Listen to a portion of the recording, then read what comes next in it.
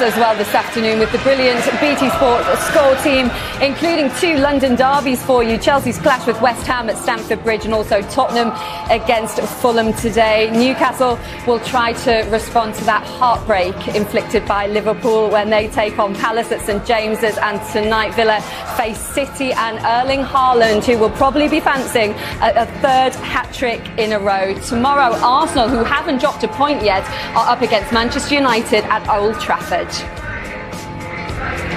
So that draw then means Liverpool move up to 5th, but the concerning thing for them is they have only won 2 of their opening 6 games. They've already dropped 9 points in those matches.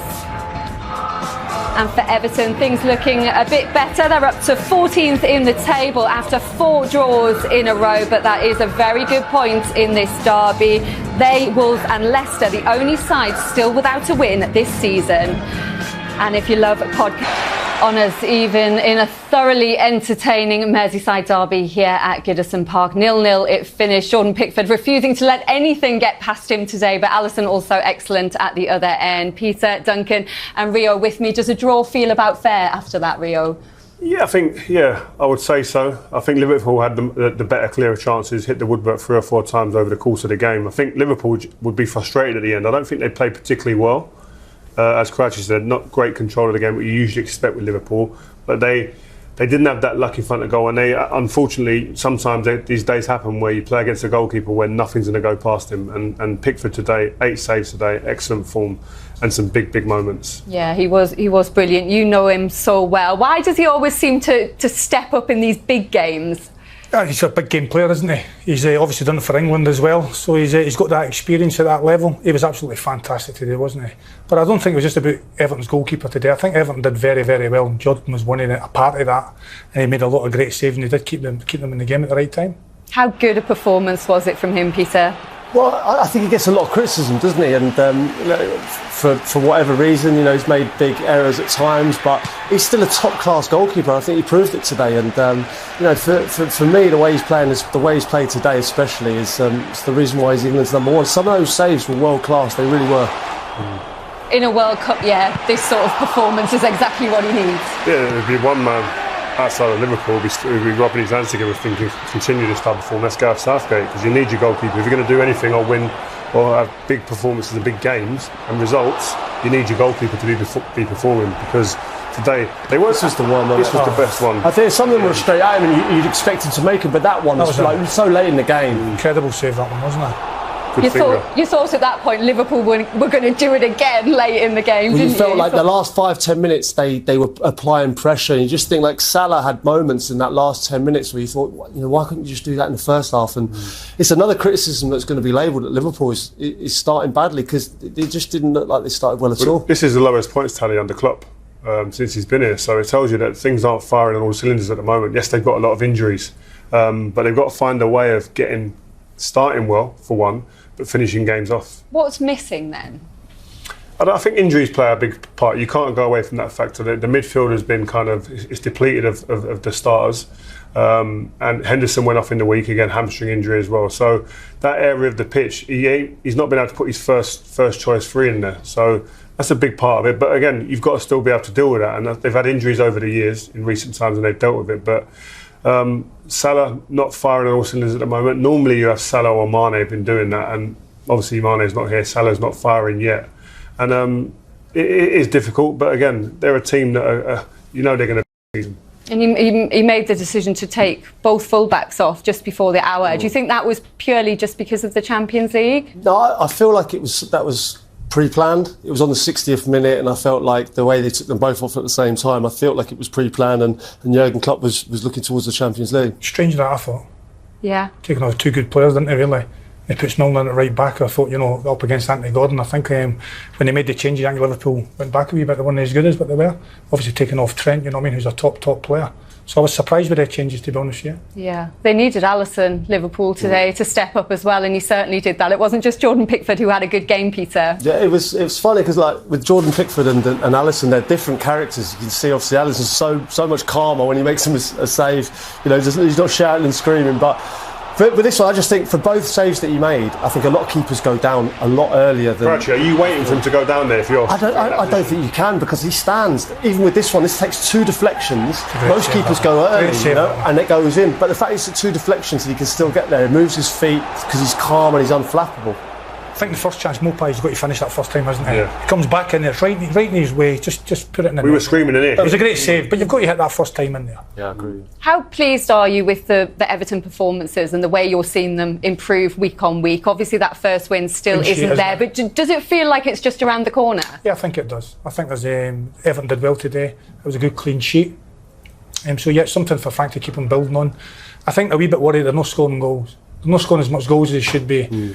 I think once they get back the big striker, Dominic Calvert-Lewin, I think they'll be in better shape. It's not far away as well. I believe he's only a few weeks away, so that'll be good for him, because really I thought, in another day with Dominic in there, they scored a couple of goals there and they counter-attacking opportunities. Okay, well, let's get some. Frank Lampard very happy with the progress Everton are making, a point in that derby, and he's got every right to be pleased, hasn't he? He also mentioned that offside goal, Duncan, which was a close moment. Conor Cody, who grew up a Red, thought he was going to be a blue hero forever. A local lad there, gets himself in a good position, doesn't he? Just at that back of the post. Just goes a wee bit early. I'm not sure if he can hold his run a bit more. But he's in there, and just a nice little tap, and he's a shoulder out, I think. And you wondered as well, after the adrenaline of that moment, Peter, how Everton were going to respond to the letdown of that VAR decision, but they stood up for the rest of the game. Yeah, they did, and they did that whole game. I thought Frank spoke really well about they're knowledgeable fans here, and I think you can see that they're building something. I thought the Gay and Onana in midfield were fantastic. They're 2 good signings, crucial signings. I think the only issue is goals, and sometimes when you're sitting in the stand, you become more important to the team. And I think Calvert-Lewin is a huge miss in this team, and when they get him back, it'll be a big moment for them. I think one of the big things as well around the stadium, what you feel now, is optimism. I mean, Frank came in here and it's a relegation battle. Big Dunk was there last season. Do you not feel like they're going to be a side anywhere near a relegation battle this season? I think when the first ball of the season was kicked, before the transfer window was closed, I think people would have been very, very kind of... Everton are one of my favourites to be in and around the relegation battle. Once the transfer window finished and the work was done with Frank, I think there's optimism now. And I think this type of performance and Leeds away, going into this game, has very much lifted the place. It's a tough run of fixtures coming up, though, isn't it? They've got 4 of the so-called top 6 in their next 6 games. Tough matches. The way Arsenal next one, isn't it? Yeah, and then West Ham to come Man United in there. Yeah, they're tough ones, yeah. Look, they're all tough games, but I think Frank will be really happy with the performance over the last 2 or 3 games. Great clean sheet today. So they're definitely moving in the right direction. Of course, coming in last year and saved the cup for relegation was a good success. Now hopefully they can kick on, and push for that mid-table towards Europe, I would think. He's got himself 8 players in, so there's a good team. They look a good team. So you're feeling optimistic, Duncan? I do, will always do, because I think there's a good team out there. I don't see Everton as a relegation team. It was a first clean sheet of the season as well. Do you think he's going to stick with that back 4?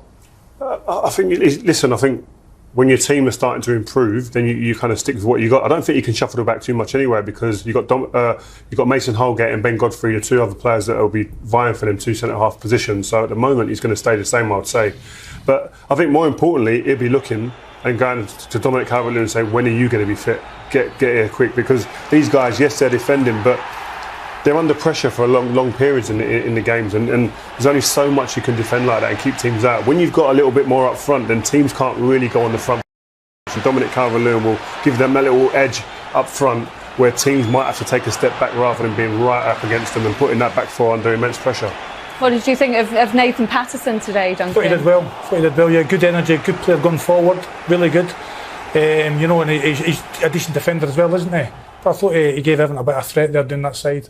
Very good player, young player, plenty of potential, he can go far. For Liverpool, Peter, do they look like a team who are going to make a push for the title this season? Yeah, you'd expect so. There's enough talent in there. There's no need to panic, just yet. But it's not been a great start. I think we can't dress that up. But having said that, missing Keita, Henderson, Thiago, Jones is a huge part of that midfield. But we're not making excuses. It's not been the start that you would expect from Liverpool. They are better than what they've shown so far. They just don't look the same, do they? There's something missing. Something missing with them. Mane. Well, yeah, big man, that could be right. There's just something missing there, and that little spark up front. They're not clinical as they were before, and they're not making the nice penetrating runs they used to do. Not as much anyway. I think that's a great point. Them runs, the penetrating runs from outside to in, from the two wide players especially, to support the centre forward.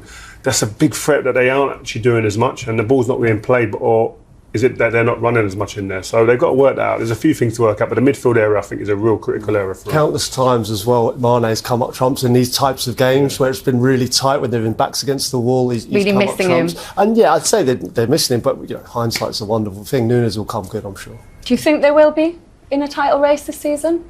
Well, listen, you have to look at the last couple of years, and they've been right amongst it. And in terms of raising the bar in the Premier League, in terms of points won, they're right up there with Man City. So that would suggest that they'll be in there. But again, you can't afford to let this Man City team get too far away at the moment. What is it? Is it 8 or 9 points? What is it? It's crazy. You can think right now that could be too much. And 5 behind City. So you just think, well, listen, can they maintain a push and get back up there?